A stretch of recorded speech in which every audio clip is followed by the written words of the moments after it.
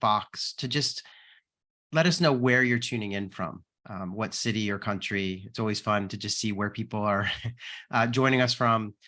And here they come: Washington, Minneapolis, London, Ghana. I'm not going to read them all because now I can't keep up, but I did want to welcome everyone who's joining us from all over the world. I guess I should say good morning, good afternoon, good evening. For some of you, it's probably the middle of the night. So impressive that you're staying up late with us. Really appreciate it. We'll get started in a moment. I just want to give people a chance to kind of get online here. Again, welcome. This is the Clear Admit MBA Essay Insight Series. We're doing these every Wednesday for the next couple of weeks. So really happy that you could take part. And I'm very excited today. We have 4 business schools who've joined us, and I cannot wait to get into the questions with them. I guess we have a lot of people, so I think we should probably just get started.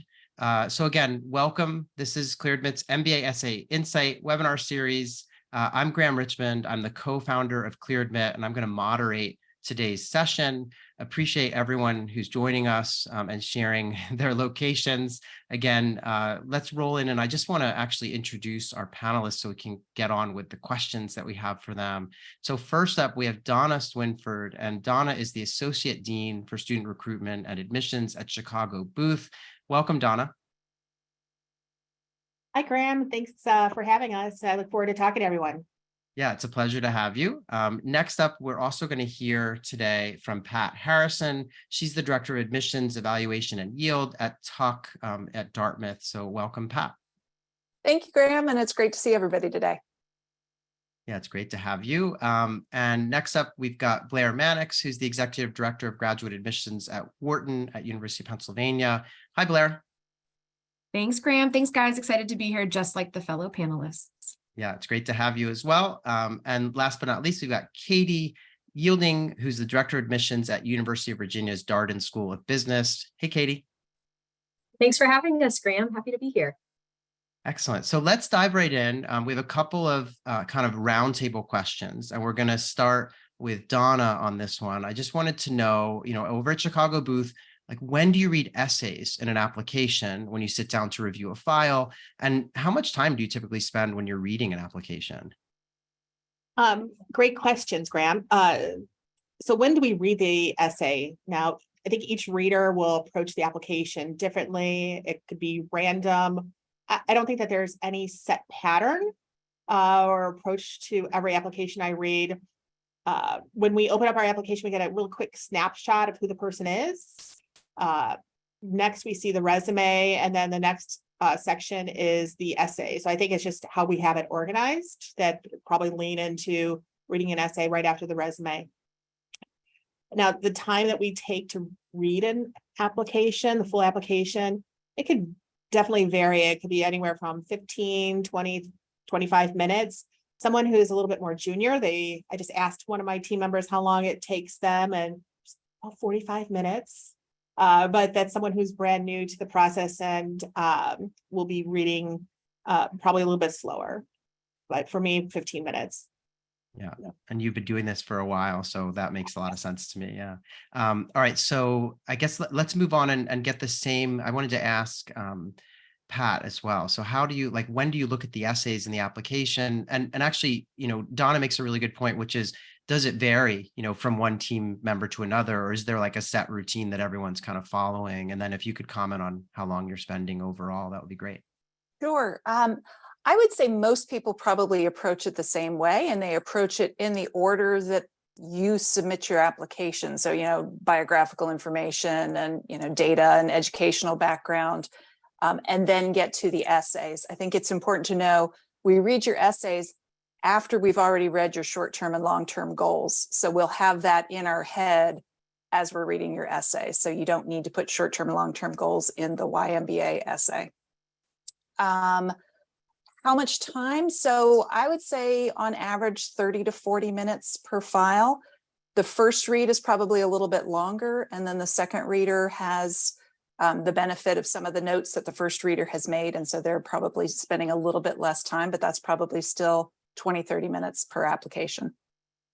Okay, excellent. I did want to pause here and just again welcome everyone that's joining us a little bit after the top of the hour, and also remind you that at the end of this panel, Each of these programs, each of our panelists are going to break off into an individual Zoom. So there'll be a Zoom for, for Chicago, Dartmouth, Wharton and Darden, and you'll be able to ask questions there. So just FYI, we'll take your questions, school-specific questions we're just going to handle at the end. Let's continue on though, because I'm fascinated by how each of you kind of read files and how much time you spend and what order you're kind of looking at things. Pat made a really interesting point that the first reader probably spends more time than the last reader, but that may vary from program to program too. So let's go to you, Blair, because I think if I remember correctly, it varies with you all because your second reader has no idea what the first reader has said, right? Is that right? Thanks for remembering that. Yeah, no, that's Okay. exactly what I wanted to say. So first off, I'll say to address the first question, when do you read the essays and the application? And I have a similar answer to Donna and Pat, but similarly, I've also been doing this a long time. So I go to the way I train our readers. I say like, you're going to be reading, as Pat said, the biographical information, the transcript, the academic information, the resume. And then I always, train people that I think there's this fork in the road. There's going to be a next question you're asking yourself in your brain about every applicant. And I would say, say you're reading a body of evidence of success in transcript and in resume. And then the next question you ask yourself in your head is, well, why is this person applying to the MBA program? And that is found in the essays. But similarly, the next question you could ask in your head is, well, oh, this person has been very successful at this firm, but what do they say about him or her, right? So like I say that there's like kind of just two paths in the wood. And I would say the question that bubbles to your head, I want to say in about 60% of applicants is a question that's going to be answered by the essays. But I think that with us, we're looking to answer different questions and therefore it could be read in different orders. And so that's the answer to the first question. And then secondly, how much time do we take reading? Pat mentioned first reader and second reader. We also have 2 readers pre-interview for every application, but we do blind reads. I just think that cuts down on bias. So we have 2 readers with 2 different backgrounds, read the application completely devoid of commentary from each other, and both take 20 minutes to a half an hour. So times 2, and that's just before interview. So. Okay, that's super helpful. Yeah, and I know each of you do this a little bit differently, so I was glad that I happened to remember that detail with you all. Let's move on. Katie, what about at Darden? How when are you looking at the essays? How long are you spending? Well, even though I've been doing this for a long time, it's so fun to hear from other schools on exactly what their process is too. So I'm always learning new things. Thanks for asking, Graham. For reading, I think maybe echoing what my colleagues are saying, and that it can sometimes vary by reader and vary by applicant. I like to take a snapshot look at that resume first, just to have an idea in my head of where this person's been, what their interests are inside and outside of their professional life. And then that kind of gives me a framework for when I read those essays, having a little bit more context as to what's going on there. But I know that I have colleagues who approach it very differently than that. So I think maybe to the second question, we are taking a lot of time to look at your application materials, and there are multiple people reading it. So that's what you want as an applicant. You want to have different people with different perspectives learning all about you, who may come to appreciate different elements of what you've submitted. So when we're taking that time to read through the application, I think at Darden, we may spend a little less time reading it through thoroughly before the interview. And then after the interview are able to spend a lot more time doing that deep dive, reading line by line. So your essays are going to get read at the top, but they're also going to be studied in more detail as we get closer to making those admissions decisions. Got it. Okay. Yeah. Thanks for shedding light on that. So what I want to do now is kind of move into the next sort of section of today's panel. And this is where the kind of rubber hits the road. And we really want to talk specifically about each of your essay questions. And so we're going to start with Donna at Chicago Booth. And Donna, so your task here is, and I think for those of you who have multiple essays, we sometimes have multiple slides, so just keep that in mind. Your job is to pick one of your essays and just walk us through like why you ask it, how you came up with the question, and what you're looking for, any tips that you have to someone who's like about to tackle this essay. So I'll let you have the floor, and whichever one you want to talk about. So I'll talk about essay number 2. So essay number 2, it asks us or asks the candidate to really provide us with an opportunity to get to know themselves outside of their professional self. And we asked this question because we feel that the majority of an MBA application already gets to your professional self, your resume, your letters of recommendation, your goals. So we want to get to know something else about each candidate. And here we give people the permission to just tell us something about themselves. One of the, I was looking at some old essays just to get an idea of what people were writing about. And one person just talked about when her family adopted a dog when she was a little girl, and how she has the dog's picture on her desk at work. And now the dog is 15 and a senior dog, and about how it's impacting her life. And she then talked about how it was able to translate her into long-term relationships. And so it just gives us a little opportunity to see more about the candidate. We are, and I know a little bit different in that we have a minimum, not a maximum number. And I think we get more credit than we probably deserve with that. We did not purposely try to make this a get you question or anything like that. We just thought, well, let's be opposite of what everyone else does and have a minimum. Yeah. And we've been using the same essay. Now, this is our third year doing this because we really like it. We were looking to see what we could change, and we decided not to change it because we really like the answers that we're getting. Yeah, this is excellent. So I was going to ask you a little bit more about this no maximum, but a minimum. I mean, it's really, and I know that I've asked you this before, so I appreciate you kind of humoring me here, but it is, I mean, do you get anyone who's writing like, a 5,000 word, opus or are people, I mean, is there any kind of upper bounds, or are people pretty good about this? People are really good about it. I think that they average maybe about 500, 600 words per essay. We do get some that are 251, and we may get something that is a 5,000, but the majority of them are right between 500, 600. Okay. So I did want to ask you though, as well, this second essay that you just were kind of speaking to, it reminds me a little bit. I mean, there are a number of essays out there in the kind of MBA admissions universe that get at people's sort of, what's not on your resume, or what are, I think it's Duke has a question about, 25 random things about you, and this feels similar in this, opportunity to just share something that's not professional, in terms of your background. And I was just kind of wondering, like, are there any exercises that people could do to sort of figure out what to talk about? Like any advice on like how they might go about brainstorming for this sort of thing? Because it's pretty open-ended. It is. And talking with candidates that, have ended up being students about how they've approached the essay, sometimes it's just best if you just put pen to paper and just start writing and just see where your pen takes you, where your ideas go. And sometimes just that authentic first impression is probably the best. I think I like to tell people, don't analyze or overanalyze. It's not something that we're trying to don't overthink it. Again, just share something about you and let us get to know who you are. We like to admit people, not applications. So let us know who you are as a person. Okay, excellent. Yeah, great advice. And I think at the end of the day, you all were sitting down to read these. And so I do feel like when there's authenticity and when someone's sharing, just something about them, like the story you just told about the woman and her dog, I think a lot of people would say, oh, why is that?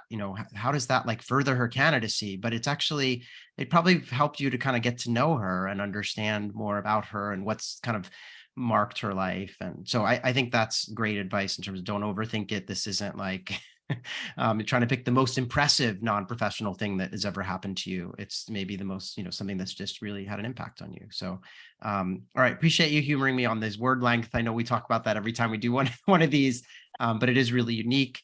Let's move on and talk to Pat. Pat, we've done the same thing where we have a slide with your essay questions. Now, you all have some new essays this year, if I remember correctly. So I'm going to be curious to hear, pick one of them, walk us through it, tell us like the origin story, and any advice you have. Yeah, only one new one this year. I'm probably a little repetitive of Donna because I'm going to pick our essay too. Before I get into the essay, I want to take a step back on just how it fits into our overall evaluation, because I think that's important. I start, everything ties back to our 4 admissions criteria. We are looking for candidates who are smart, accomplished, aware, and encouraging. And I encourage you all to look at our website for detailed descriptions of what we mean by each of those 4. But everything in our evaluation process is anchored to those 4 criteria. And every part of the application maps directly to one or more of those criteria. So things like smart and accomplished are pretty clear. Tests and transcripts go to smart, your resume, your extracurriculars, your work experience tracks to accomplished. But the 2 criteria that are harder to quantifiably demonstrate are the awareness and the encouraging. And so we have dedicated all 3 essays to those 2 criteria. Essays 1 and 2 give applicants a place to demonstrate their awareness. And essay 3 is designed to draw out encouraging. I'm going to talk about essay 2, which gets at awareness. And I think it's important to think about when we look at awareness, we're looking at it in 2 different directions. Part 1, we're looking at is forward looking. Where are you going? What are your goals? And then part 2 is looking, kind of reflecting backwards, not backwards, but reflecting back on where have you come from? And that's, how have your experiences and values shaped your identity and character? And that's really where essay 2 comes in. We want to know who you are on a deeper level. And this ties into our core values. The Tuck experience is personal, connected, and transformative. And so this really gets at that personal. We want to know, really know the deep you. Candidates often want to know, how do I differentiate myself from all of the other people who have a similar background, a similar profession that I do? This is a great place to do that. This is where you can really articulate your individuality. For tips on how to answer it, there's no right or wrong way to answer this question. And we see a wide range of responses, as diverse as our candidates are diverse. So somebody might define, themselves through their personal life story or a community of importance, culture they come from, relationships that they've had, obstacles and challenges that they've perhaps overcome. What we're looking for is you to be honest and revealing and deeply personal. Graham mentioned and Donna mentioned authenticity, and you hear that all the time in MBA admissions, but it really is true here. We want to hear what you think. We don't want you to try and game it and think about what you think we want to hear. When you are genuine and really telling us what you believe, telling us what has really made you who you are, that's when you get the most compelling answers. It doesn't have to be a single, one anecdote, this is who I am. It could be tying lots of different experiences and threads together to reveal who you are. I think the 2 things that I would recommend avoiding with this answer would be, while your story certainly could be around how your professional experiences have shaped your identity, you don't want this to turn into a resume review. Sometimes I see candidates who just sort of rehash their resume in a verbal form, and that's not very effective. We've seen your resume. The other thing that I would encourage people to avoid, I think sometimes people get caught up in the part that talks about how will your background contribute to the diverse Tuck culture and community. And sometimes people will provide a long list of all of the clubs and things that they're going to be involved in at Tuck. That's not really what we're looking for here. We want to know who you are and who's going to arrive on campus and how your experiences contribute versus a list of the ways that you will engage, if that makes sense. Okay, wow, that's super helpful, because that was going to be a question that I would have asked you. So it sounds like you're also saying like essay 1 is really, the professional stuff, and essay 2 is a bit more personal in some ways and shouldn't be, like you say, just a resume review. I did want to ask you one, and it's kind of a nitpicky question about the 3rd essay.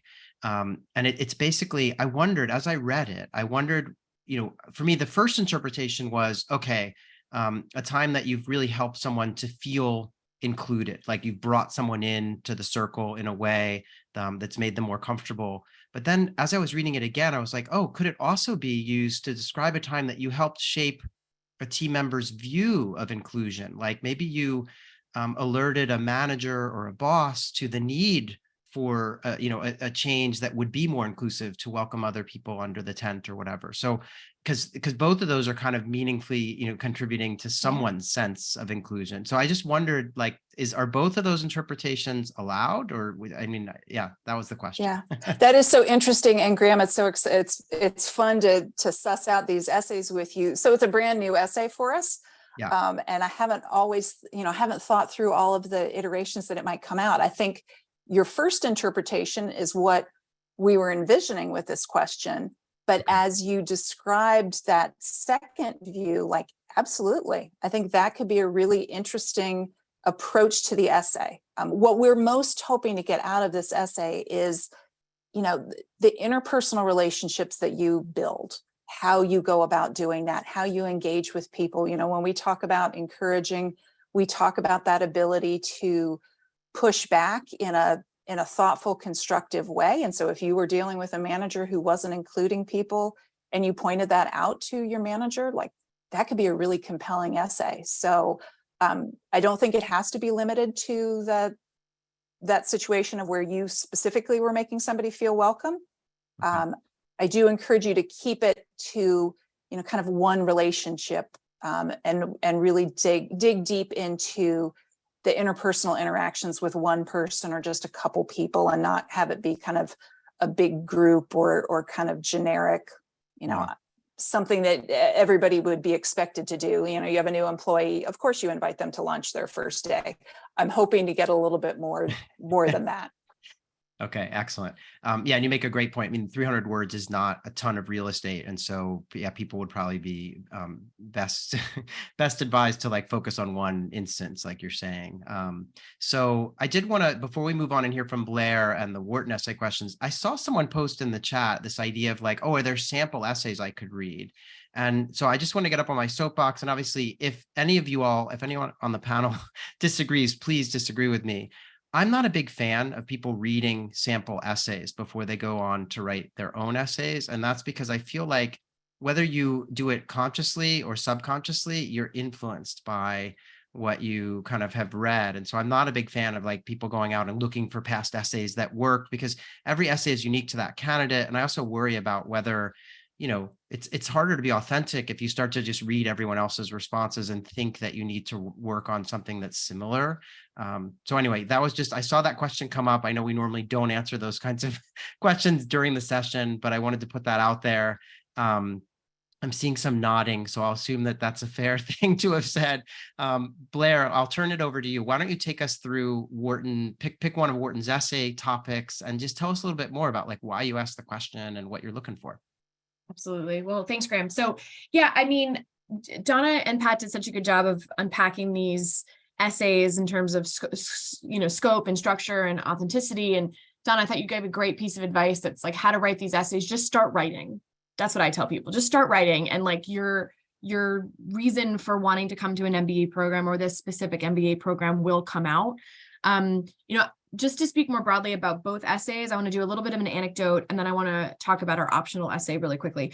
I have a family member who is applying to graduate school, not the Wharton MBA program. And this is about 2 or 3 years ago, I spent 40 minutes with her on the phone where she lovingly and exploratorily told me every reason she wanted to apply to this graduate program and the ins and outs, and how she discovered the professors and the podcast she listened to, which led her to the program, and what she wants to do out of it and the classes she wants to take. And I was just loving every moment of it. And then at the end, she goes, "So what should I write about?"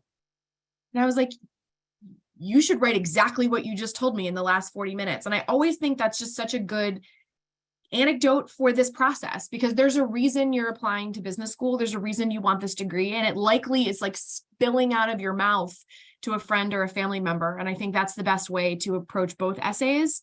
And, again, as Donna says, just start writing. But my colleagues did such a good job that I'll be quick, and I'll just say one more thing. A lot of us, and Wharton included, have an optional essay on the books.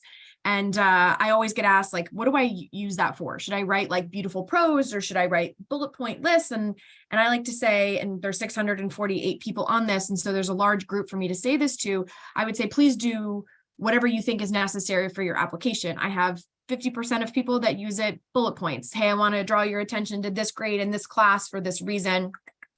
Or, another piece of advice I give is finish your application, put it away. And then if you think there's a story, like almost like an origin story or a story about your humanity that you feel like the admissions committee needs to know in order to successfully understand you as a person, come back and write that optional essay, that story, write it in pretty prose. But just know that, again, across all programs, Wharton inclusive, people are approaching that in different ways. So you can approach that in one of two ways would be my advice. Well, great. Yeah, I'm really glad that you talked about that because the optional essay is kind of the elephant in the room that most of all of you have an optional essay, and we never really get into that because we're always so focused on the required questions and everything.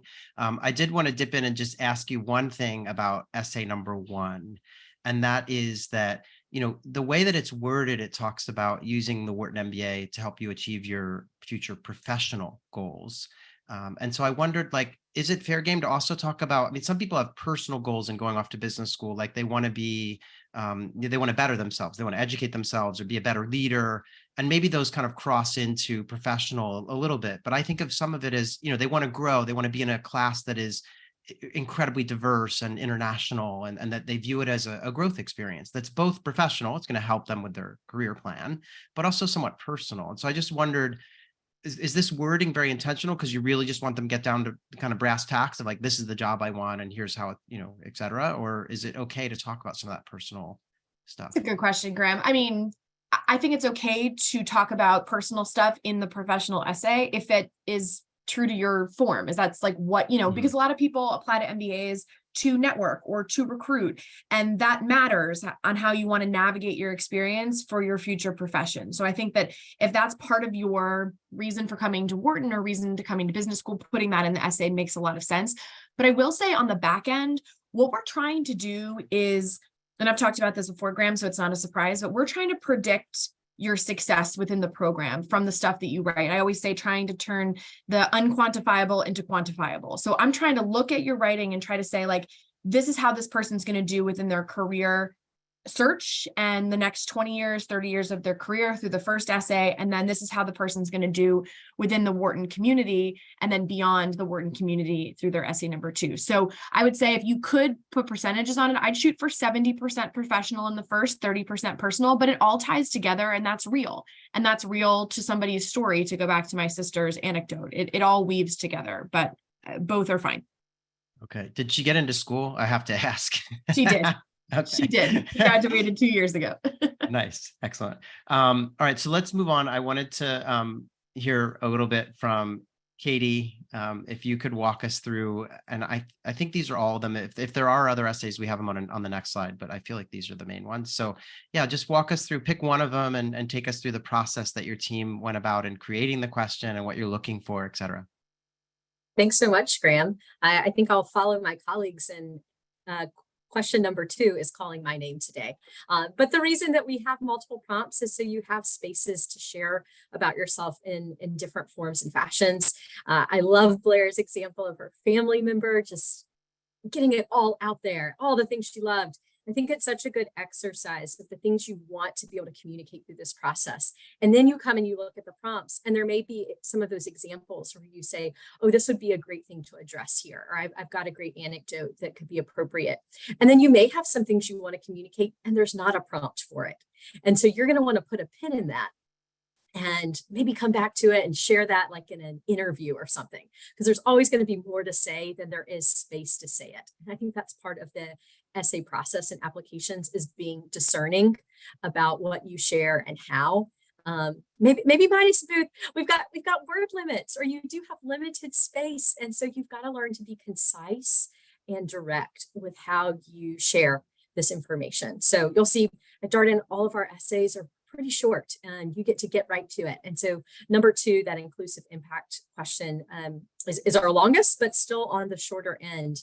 And I think it does tie most directly to the values of the school. Darden's a program that's very community focused, very team focused. And so we're looking for you to do some retrospection on what that's looked like for you in creating healthy environments, inclusive environments, and how that has affected you, your values, and where you see that in your experience in business school, how you're going to be a part of doing that. You're going to be surrounded by classmates from all over the country, all over the globe, with so many different backgrounds. And hopefully that's what your career looks like too. You're going to be leading global teams, global challenges, and we want to empower our students to be thinking about the perspectives of others who are very different than themselves. And so this essay gives you a little bit of a chance to share about if that aligns with your values and how that's looked for you in the past and how that may look for you moving forward too.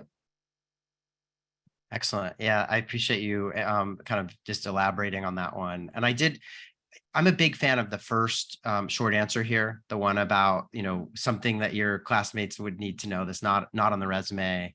But I did want to ask you, there are these kind of headers with each of these questions. So the first one says community of belonging. And so I wondered, can you just, because I don't think that was there last year, right? So that's maybe new for this year. And I wondered,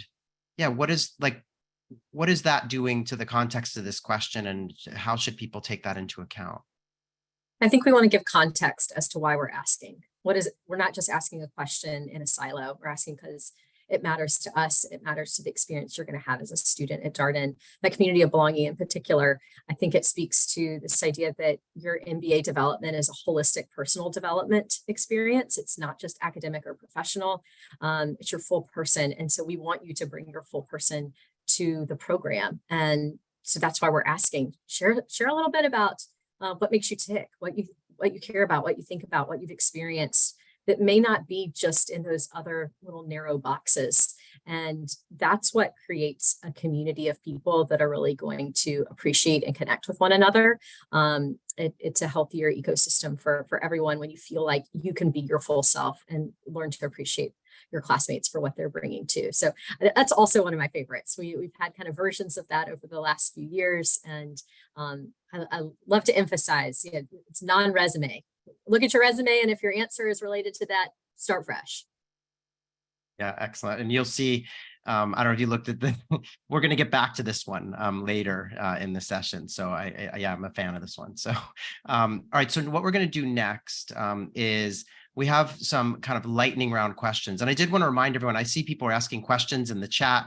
Just as a reminder, each of our panelists are going to open up their own Zoom breakout room once we wrap the main session here. So in a handful of minutes, they'll do that. We will post the links to those individual Zooms in the chat. You'll also get an email with those links.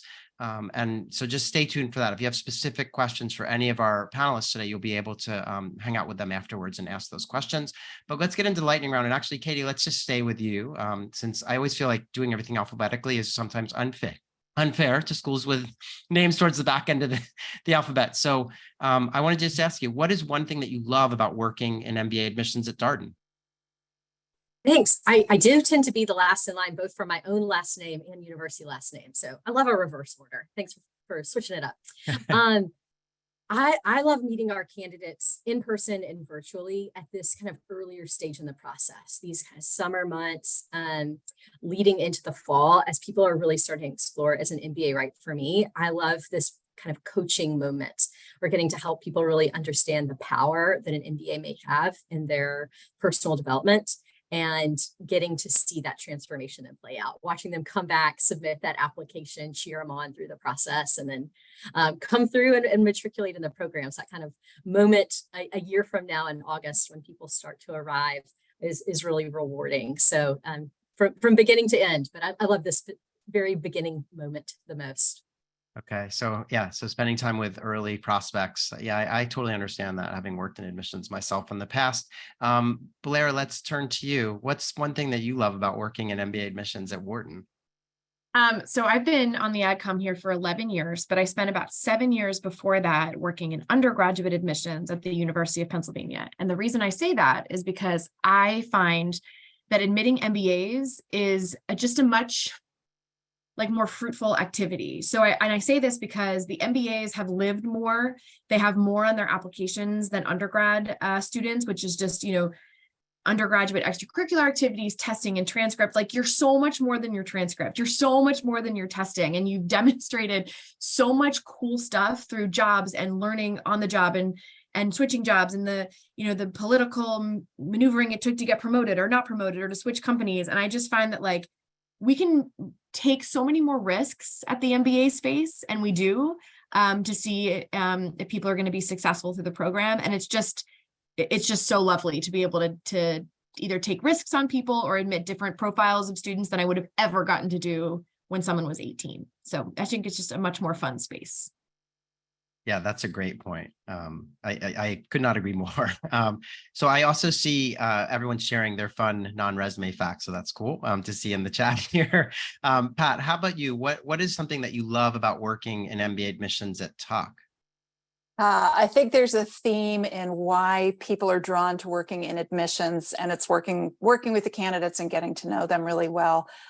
So I would echo what everyone has said already, but I would add, I love being kind of at that pivot point in between where you all have done amazing things in your careers up to this point. And then you're going to add the MBA, and it's going to be like rocket fuel, and you take off and do so many even more amazing things. And while I'm not going to go out in the world and solve our global problems, one of you might. And so my opportunity of being the person that engages with you and brings you to the program where you will develop those skills and then go solve the energy crisis or whatever it may be, to play a small part in our students who are bettering the world through business, gives me a lot of satisfaction. Yeah, that makes total sense. And I feel like that's what gets me out of bed every morning with ClearAdmit, just helping people find their way to graduate management education, because I think it's a force for good in the world. Donna, how about you?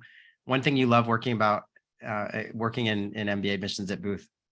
So mine's a little bit different. I always like to say I love puzzles. Like I love challenges. I love puzzles. And I feel that every year I get a brand new puzzle to put together. That I get to take all these unique pieces together, put this candidate here, this, and how will they work together? And then on the first day of orientation, I hand this brand new completed puzzle to the school. And that how they all work together and how they will kind of change the world, it gets me excited. Yeah, you're now underlining another aspect of the role. I think that's so fascinating is that moment when everyone arrives on campus and the fruits of your labor are like right there. And I just love when you meet people who show up at business school and you remember some amazing, little detail about their file. And they always seem so surprised, because they just feel like, oh, you have so many applications to read. How do you remember that I, am a ballet dancer in my spare time or whatever it is, right? So excellent. So I think we're going to stay with you, Donna, for our next lightning round question, which is share one piece of non-essay advice for applicants who are interested in Booth. And I know that this whole session has been essays. So this is the chance to kind of talk about something non-essay. So anything you want to share about people looking at Booth? I always like to give the same advice whenever I do something like this, but make sure you answer all the questions. You'll be surprised at how many people will leave a section blank. We have people who will not include their employer and write "see resume." Like, no, don't do that. Again, make sure that you are filling out the application. That's the only thing we will know about you, what you put in those boxes, how you answer it, what you upload. And so don't waste the opportunity. So if I could add, I would say, I think people often leave the application forms to the end. They work on the essays, they get the recommendation writers going, and they're like, oh, I'll fill out all that, all those little details in my, dates of my work experience and titles, and I'll just get to that at the end. And then they rush through it. And so you're absolutely right. Do not sleep on that. It's really important. All right. So now heading back the other way, Blair. Oh, no, sorry, Pat. I'm now getting my alphabet completely. Okay, so Pat, what's one piece of non-essay advice that you have? Yeah, I think really explore and get to know the program in depth. I think Tuck in particular, we're quite different from our peers on this panel right now. We are a small school in the woods of New Hampshire, and I think it is an amazing place. But I think people need to understand what they're getting into and really appreciate what the school is all about. And I think they will have a richer application and they will know what they're getting into by doing that. So talk to alums, talk to students, come visit the campus, but really, and do this for every school. It's a huge investment, 2 years, and a lot of money. Make sure you're ending up at the school that's right for you, and don't base it just on rankings. Really find the school that speaks to you, where you're going to be happy, where you're going to learn the best. And I think you're making a really great point too about 2 years. I feel like sometimes there's a tendency to think about what I'm doing after business school. And maybe that's because a lot of you are asking that in the essays, right? It's like, what is your goal afterwards? But I think it is 2 years of your life, and you're going to spend them, it's going to be amazing if you go to any of these programs on the panel, that's for sure. But still, like, every program is different, and you have to think about where you'd be happiest for 2 years. And so great advice, Pat. Blair, let's turn to you. What's one piece of non-essay advice? I'm going to go to non-essay application advice, and Donna's probably heard me give this advice before, but there might be folks sitting on this call thinking, when you're thinking about your resume, which is a hugely important component to the application, I've only worked at one company, or, had one title. Like, how do I differentiate, like, how I've grown in my position without a company or an industry with standard promotion structures and salary growth structures? Like, the industry in the last 10 years has become more and more, and I don't even know if I would classify it as like non-traditional anymore, but just like the diversification of people who see the value in MBA has really grown, and we love that from our side. So I say all of that because if you're sitting on this call thinking, all right, well, I've been, post-undergraduate at one company with one title, like, how do I make my resume stand out? And I always give the advice of, think about your resume as, kind of always call it like a skills development ladder. Like, okay, maybe you have only been at one company and you've had the same title for 3 years, but you're a completely different professional in the 3rd year at your company under the same role as you were when you first started. So think about crafting a resume to talk about how you've grown in your skills as you've gone through your roles. And I think that's really helpful in trying to predict your success through the MBA program. Excellent. Yeah, that's terrific advice too. Katie, let's turn to you. Any non-essay advice? Maybe zooming out a little bit. I think it's very easy for applications to turn into to-do lists, the different types of things you need to do, the essays you need to write.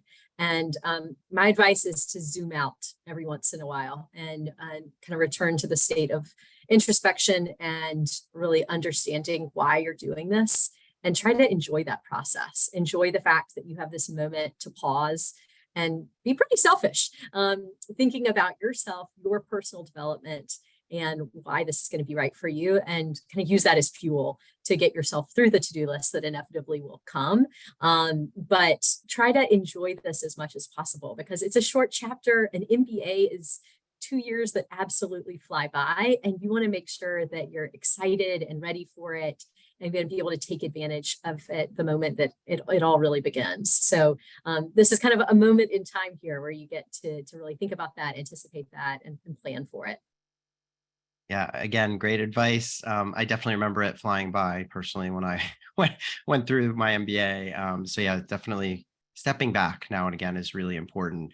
Katie, let's stay with you. And this is, you kind of asked for it, right? We picked kind of one essay, one little essay question that I wanted to kind of get everyone's quick take on in this lightning round. And so in honor of Darden's what's not on your resume question, I wanted to know, Katie, can you share with us one thing that you'd like for us to know that's not on your resume? I'm a new pet owner. Oh. Most people have loved dogs forever or whatever. I wasn't one of those people. And then I took the plunge, and I have this new little puppy, and I can talk about nothing else. And if you've got puppy raising tips, I am all ears and open. But he is just a delightful little 14-pounder, and just been the most fun little project over the last few months. So puppy ownership is very sweet. If anyone's thinking about taking the plunge, do it. Lots of people get dogs in business school. Maybe this is your moment too. Excellent. All right. Blair, how about you? Something that's not on your resume. I'm going to talk about a skill that is very strong in my portfolio that's not on my resume. I am the best parallel parker in the entire state of Pennsylvania. That's it. I'll leave you with that. All right. I was thinking of you because I know you've told me this before, and I was thinking of you last night. I was parking in Philly, and there was like a line of cars behind me in that tiny spot, and I like zoomed in. I'm like, Blair would be proud, because were you in my old neighborhood? Thank you for thinking of me. No, I was actually in South Philly, but yeah, no, it's yeah. All right. So Pat, how about you? One kind of thing that's not on the resume that we don't know? Yeah, I'm a musical theater nut, so have always enjoyed it, but my daughter is all about theater all the time. Oh, And so wow. it's been really fun to develop that passion with her as she's gotten older. Oh, that's excellent. All right, Donna, how about you? I think I know where this is going. I'm very predictable here. So I am a huge Chicago Cubs fan for baseball. And last month I was able to go see them play in London and win against the Cardinals. Yes. So there was a international game. So yes. Wow. Yeah, they've been doing that every year for the last couple of years where they take some teams and have them play in London. That's very exciting. So what we're going to do next is each of our panelists is going to break off into their own Zoom sessions, and we're going to get you guys the links. But I did want to first thank our panelists, and then we're going to send them off and we're going to give them a minute or two. I'm going to stay with you all here. I have a couple of things I want to talk with you about, but our panelists are going to slip off and they're going to get set up in their Zoom so that you can then go and pepper them with your questions. So I did want to say thank you so much, Donna, Pat, Blair, and Katie. I really appreciate you guys making time today. We'll send you off into your Zooms and have fun answering questions, but I really appreciate you all making time today to do this. Thanks for having us, Graham. Thank you, Graham. It's our pleasure. All right, so those of you attendees, hang out here just for a minute. We're going to let all of our panelists get set up as they kind of sign out. And we will get you the links in the chat here in a second. And in the meantime, I guess we wanted to alert you to something that you can do at clearedmit.com, which is you can use our ApplyWire tool, which is a tool that allows you to kind of just put in your basic kind of interest in programs and career goals. And then people on the site can comment and give you sort of advice or tell you what they think of your background. And in some cases, we select people who post these entries on our site and talk about them on our weekly podcast. So sometimes we'll feature a profile and talk about it. And then you can kind of hear myself or Alex Brown on our team kind of offer advice on your profile. So please use ApplyWire if you haven't yet. It's a great way to just get some initial feedback on your MBA journey. And yeah, so I think what we're going to do next is the schools should be getting ready in their individual Zooms. And the only other thing I wanted to remind you of is that the podcast, as I mentioned earlier, is something that we air every Monday. Most often it's just myself and Alex Brown talking about admissions tips and reviewing candidate profiles. But we also do things like we'll have folks like any of our panelists come onto the podcast and do admissions director Q&As or kind of special episodes. So please, if you're not already a listener, check out the Clear Admit MBA Admissions podcast. You can listen on Apple, Spotify, Amazon, or pretty much anywhere that you would get podcasts. It's just called the Clear Admit MBA Admissions Podcast. So I did want to thank everyone sincerely for taking part today. We're going to get you links now so that you can bounce off into the individual Zooms and ask questions of, Chicago, Wharton, Dartmouth, or Darden, so that you can go and hang out. You can only be in one at a time. So what you'll do is you can go get a question answered and then bounce back and go to another one. But what I recommend you do is save the link. So we're going to put them in the chat here. You might want to copy and paste them. Or if you're not able to do that, check your email. All the links are going to be in there as well, so that you could go from one school to the other if you wanted to get multiple questions answered with different schools. Thank you so much, everyone, for making time, whether it's day or night, wherever you've tuned in from. We really appreciate it. We love having everyone join us for these events. So the links are now out. They're going to be here in the chat. I think they maybe have already been posted. Come back next week. We're going to be talking with Columbia, Yale. I can't remember all the list of schools. I'm going to now completely blank. UNC. There's a handful of schools joining us next week and the week after, where we'll sit down with LBS, INSEAD, Foster, UCLA, Cornell, I think. So just stay tuned. We're doing these every Wednesday for the next couple of weeks. Really appreciate everyone making time, though, and we will see you next week.